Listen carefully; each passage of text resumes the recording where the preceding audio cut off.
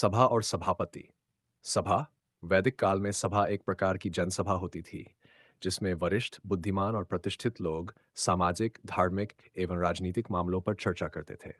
सभापति सभा का अध्यक्ष होता था, जिसे सभापति कहते थे।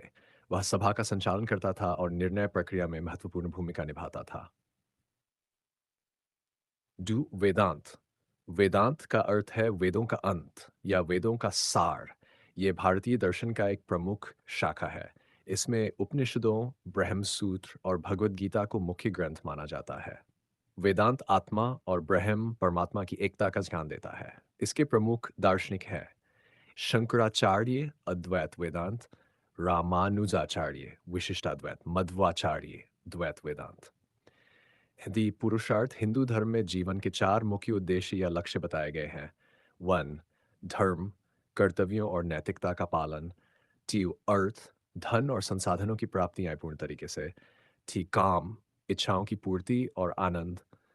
चार, मोक्ष, आत्मा की मुक्ति, दैट पुनर्जन्म के चक्र से मुक्ति। फॉर के प्रकार, थ्री डेथ्स ऊना। प्रत्येक व्यक्ति के ऊपर जन्म से तीन अनन माने गए हैं। देव अनन, देवताओं के प्रति कर्तव्य युजा के माध्यम से। टू, ऋषियों ऋषियों के प्रति ज्ञान प्राप्ति व प्रचार द्वारा।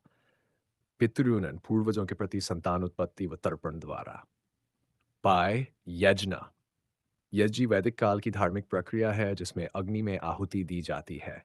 इसका उद्देश्य देवताओं को संतुष्ट करना, प्रकृति में संतुलन बनाए रखना और आत्मिक शुद्धि प्राप्त करना होता था।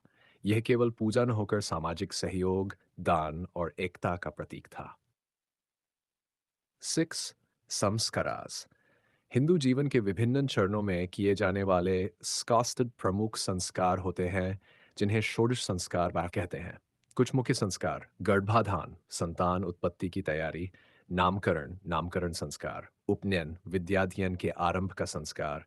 विवाह, विवाह संस्कार। अंत्येष्टि, अंतिम संस्कार।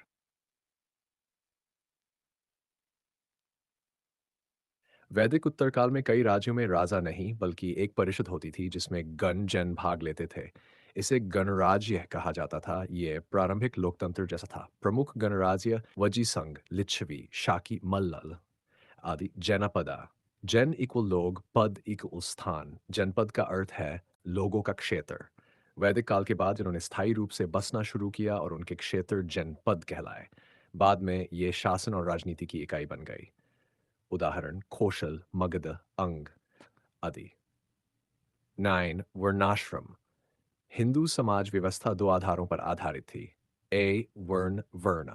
समाज के चार वर्ग। वन, ब्राह्मण, ज्ञान व शिक्षा का कार्य, पुरोहित, शिक्षक। क्षत्रिय, शासन व रक्षा, राजा, सैनिक। वैश्य, व्यापार व कृषि। सौर, शूद्र, सेवा कार्य। आश्रम, जीवन